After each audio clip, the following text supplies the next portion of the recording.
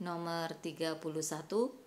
Pengakuan bangsa atau pernyataan bangsa Indonesia kepada diri sendiri maupun kepada dunia luar bahwa bangsa Indonesia telah merdeka dan terbebas dari belenggu para penjajah disebut A. Pengakuan, B. Proklamasi, C. Deklarasi, D. Sidang istimewa atau E. Rekomendasi. Jawaban yang benar adalah B. Proklamasi merupakan pengakuan bangsa atau pernyataan bangsa Indonesia kepada diri sendiri maupun kepada dunia luar bahwa bangsa Indonesia telah merdeka dan terbebas dari belenggu para penjajah. Proklamasi kemerdekaan bangsa Indonesia didapat dengan pengorbanan dari para pahlawan. Jadi pengakuan atau pernyataan bangsa Indonesia kepada diri sendiri maupun kepada dunia luar bahwa bangsa Indonesia telah merdeka dan terbebas dari belenggu para penjajah disebut proklamasi. 32. Dalam perumusan dan mengumumkan proklamasi, terdapat 3 peristiwa yang penting yang tidak dapat dipisahkan dari perumusan naskah proklamasi. Salah satunya yaitu peristiwa Rengas Dengklok yang bertujuan A. Agar Insinyur Soekarno dan Dr. Andes Muhammad Hatta tidak terpengaruh oleh Jepang. B. Agar Insinyur Soekarno dan Dr. Andes Muhammad Hatta tidak terpengaruh oleh Belanda. C. Agar Insinyur Soekarno dan Dr. Andes Muhammad Hatta tidak terpengaruh oleh Portugal.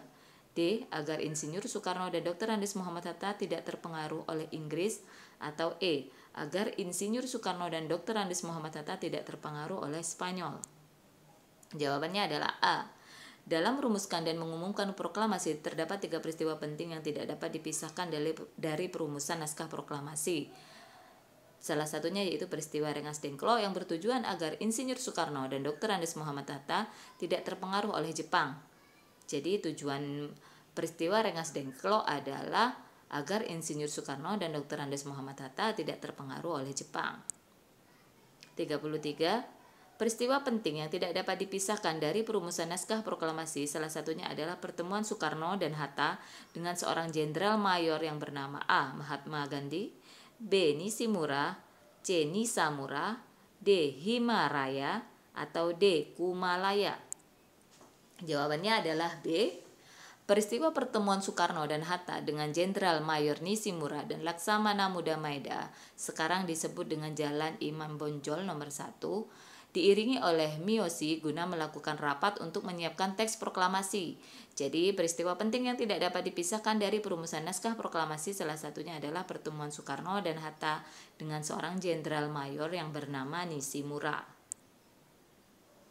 34. Penyusunan teks proklamasi yang dilakukan oleh Soekarno, Mohatta, dan Ahmad Subarjo disaksikan oleh beberapa saksi. Berikut yang termasuk salah satu saksi penyusunan teks proklamasi adalah Sukartono, B. BM Diah, C. Suryodiro, D. Basuki Iswarna, atau E. Suwiryo. Jawaban yang benar adalah B.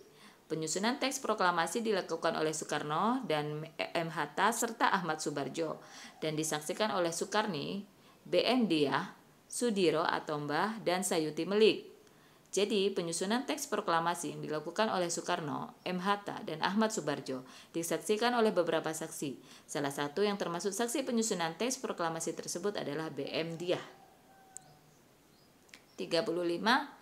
Dalam merumuskan naskah proklamasi, Bung Karno menegaskan bahwa pemindahan kekuasaan itu berarti A. Leader of power, B. Manager of power, C. Transfer of power, D. Master of power, atau E. President of power. Jawaban yang benar adalah C. Penyusunan teks proklamasi yang dilakukan oleh Soekarno, M. Hatta, Ahmad Subarjo, dan disaksikan oleh Sukarni, BM Diah, Sudiro, dan Sayuti Melik dalam merumuskan naskah proklamasi. Bung Karno menegaskan bahwa pemindahan kekuasaan itu berarti transfer of power. Jadi dalam merumuskan naskah proklamasi, Bung Karno menegaskan bahwa pemindahan kekuasaan itu berarti transfer of power. Masuk soal nomor 36. Sayuti menyalin dan mengetik naskah proklamasi menggunakan mesin ketik yang diambil dari kantor perwakilan AL Jerman milik seorang mayor yang bernama A. Dr. Heri Ivanda, B. Dr. Herman Kandeler, C. Dr. Irvana Mahendra, D. Dr. Ferry Isnanta, atau E. Dr. Raditya Kasnanta. Jawaban yang benar adalah B. Setelah konsep penyusunan teks proklamasi kemerdekaan selesai disepakati, selanjutnya Sayuti menyalin dan mengetik naskah tersebut menggunakan mesin ketik yang diambil dari kantor perwakilan AL Jerman milik Mayor Laut yang bernama Dr. Hermann Kandeler. Jadi, Sayuti menyalin dan mengetik naskah proklamasi menggunakan mesin ketik yang diambil dari kantor perwakilan AL Jerman milik seorang mayor yang bernama Dr. Hermann Kandeler. Nomor 37. Badan Penyelidik Usaha-Usaha Persiapan Kemerdekaan Indonesia atau biasa disingkat BPUPKI atau dalam bahasa Jepang dikenal dengan istilah A. Dokoritsu Shiumbi Tiyusakai, B. Shiumbi Dokoritsu Tiyusakai, C. Tiyusakai Dokoritsu Shiumbi, D. Dokoritsu Tiyusakai Shiumbi atau Dokoritsu Sakai Shiumbi Tiyo. Jawaban yang benar adalah A. Berdasarkan histori sejarah Undang-Undang Dasar 1945, naskah UUD 1945 ini pertama kali dipersiapkan oleh satu badan bentukan pemerintah bala tentara Jepang yang diberi nama Dokoritsu Shiumbi Tiyusakai, yang dalam bahasa Indonesia disebut Badan Penyelidik Usaha-Usaha Persiapan Kemerdekaan Indonesia atau disingkat BPUPKI. 38. Panitia Persiapan Kemerdekaan PPKI yang merancang UUD 1945 memiliki anggota sebanyak A. 17 orang, B. 18 orang, C. 19 orang, D. 20 orang, atau E. 21 orang. Jawaban yang benar adalah E. Setelah BPUPKI berhasil menyelesaikan tugasnya, pemerintah bala tentara Jepang membentuk Panitia Persiapan Kemerdekaan Indonesia atau disingkat PPKI yang beranggotakan 21 orang, termasuk Insinyur Soekarno sebagai ketua dan Dr. Andes Muhammad Hatta sebagai wakil ketua. Jadi, Panitia Persiapan Kemerdekaan atau PPKI yang merancang UUD 1945 memiliki anggota sebanyak 21 orang. 39. Tentara yang serentak menggerakkan angkatan perangnya baik di darat, laut maupun udara untuk mengakhiri kekuasaan penjajahan Belanda adalah A. Tentara Vai Nippon, B. Tentara Sai Nippon, C. Tentara Dai Nippon, D. Tentara Gai Nippon, atau E. Tentara Jai Nippon. Jawaban yang benar adalah C.